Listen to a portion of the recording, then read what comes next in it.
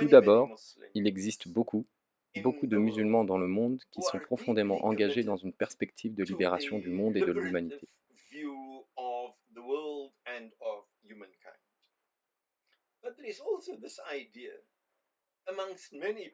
Mais, pour beaucoup de gens en Occident, l'idée d'être un musulman progressiste signifie d'être du côté des valeurs occidentales et de la civilisation occidentale.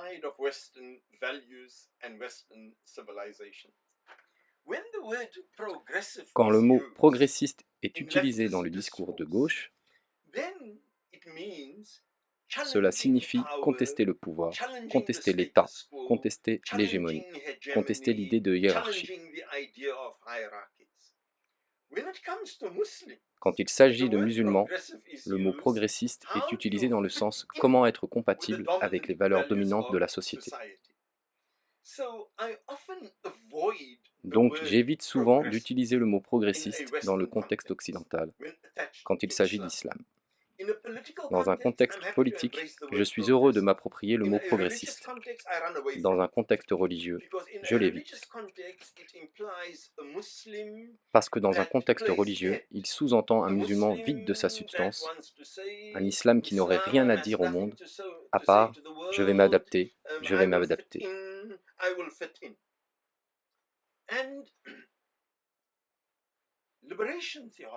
Et la théologie de la libération s'appuie sur deux prémices très importantes. La première est de comprendre sa religion et sa foi du point de vue des marges et des marginalisés.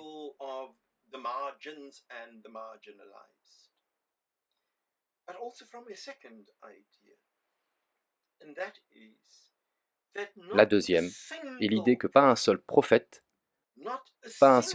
de Dieu n'est venu au monde et n'a demandé comment s'adapter à la société dominante.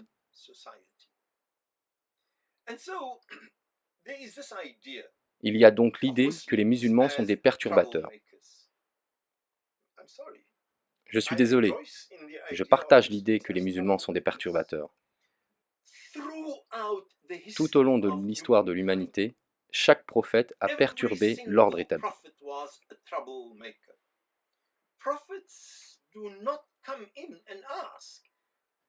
Les prophètes ne viennent pas pour dire « donne-moi une place à la table de la civilisation, donne-moi une place à la table de l'élite, des riches ».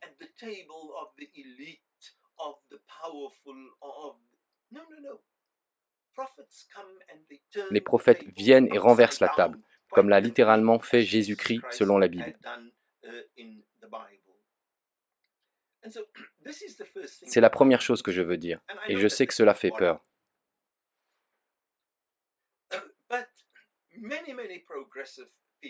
Mais beaucoup de progressistes dans le monde arrivent à la conclusion que le désaccord fondamental est contre les musulmans et le fondamentalisme musulman.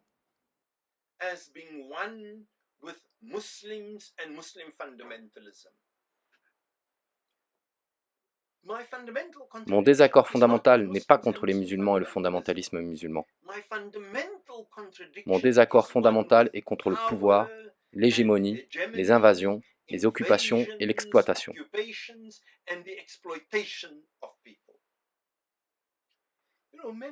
Il y a de nombreuses années, et je suis un peu honteux de cela,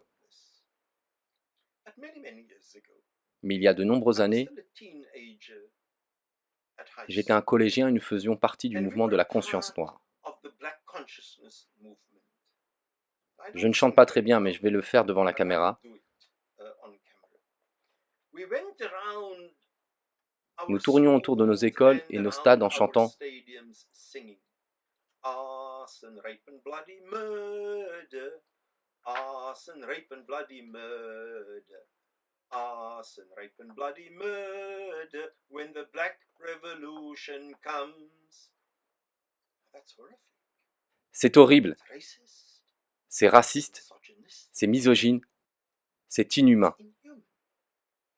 Ça ne se fait pas. On l'a fait. Étions-nous le problème? Non. L'apartheid était toujours le problème. Notre réponse à l'apartheid était profondément problématique. Notre réponse à l'apartheid était inhumaine. C'était chauvin, c'était dégoûtant. Étions-nous le problème? Non, nous n'étions pas le problème. Nos réponses étaient problématiques.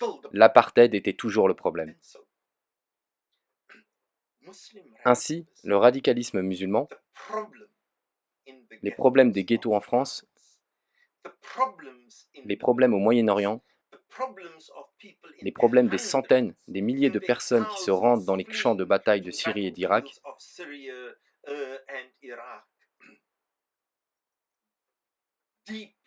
sont profondément, profondément problématiques. Est-ce le problème? Non.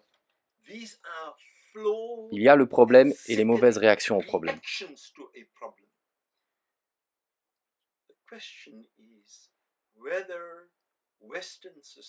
La question est de savoir si la société occidentale est prête à se poser des questions graves à elle-même, concernant son complexe militaro-industriel, son système économique, qui sont fondés sur l'exploitation, les invasions et les occupations. D'où viennent ces armes? Même les armes de l'État islamique. Les pays musulmans n'ont pas d'industrie militaire.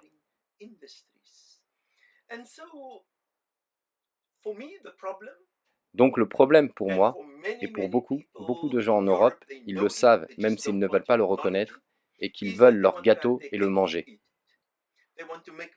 D'un côté, ils veulent faire de l'argent, avoir des économies florissantes fondées sur l'exploitation des peuples des deux tiers-mondes, sur l'industrie militaire, sur les relations économiques injustes.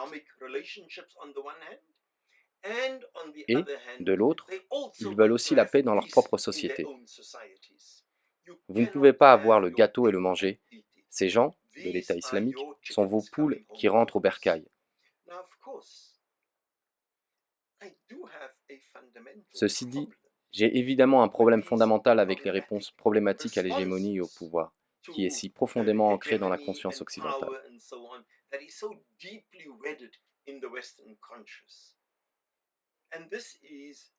Et ce sont souvent ces personnes engagées dans, peu importe comment on les appelle, fondamentalistes ou radicaux musulmans, leur vision du monde est exclusiviste. Ce n'est pas une vision de liberté, ce n'est pas une vision libératrice. Leur vision du monde est plus que répugnante. Donc je comprends que c'est une réaction à l'impérialisme, à l'occupation et au colonialisme. Mais, dans le même temps, ce n'est pas une vision que je partage. En tant que théologien de la libération, je dois comprendre ma foi à partir des marges, en m'identifiant avec les marges. Et c'est pour cela que dans un pays comme la France, il est important, je crois, pour les musulmans de lutter pour d'autres causes.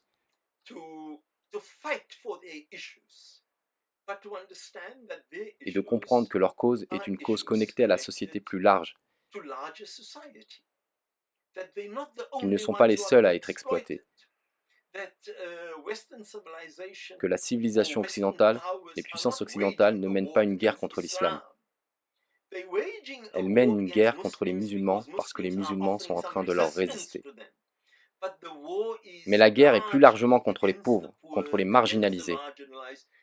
Elles font la même chose en Amérique latine. Elles font la même chose aux Philippines.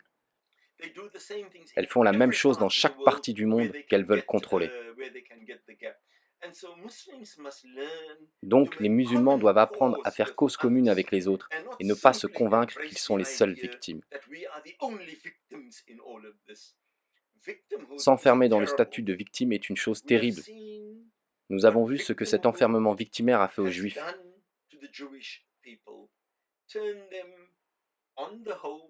Il les a dérivés vers un entre-soi clos et auto-centré.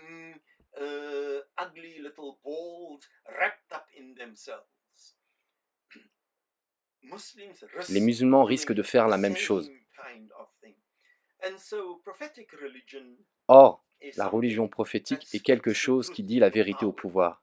Elle dit la vérité au pouvoir au sein des institutions musulmanes, en s'interrogeant sur la manière dont les musulmans traitent leurs propres minorités dans les pays qu'ils contrôlent, comme le Pakistan par exemple. Comment le Pakistan traite les chrétiens au sein d'une société musulmane et comment nous traitons les femmes. La religion prophétique est une attitude, une approche de la religion qui se met du côté des marginalisés